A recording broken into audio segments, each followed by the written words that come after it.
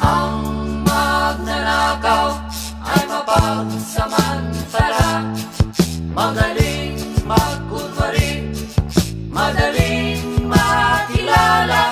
Balat kayong ginagamit kahit hindi sa pirata, magnanakaw pa rin ang nakikita sa kanya.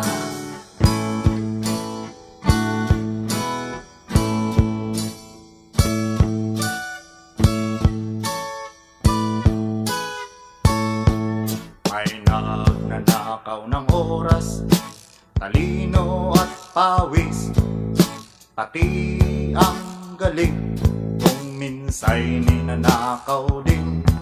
Ano kaya ang dapat gawin? Ngayong alam na natin, dahil na rin ba sa katamaran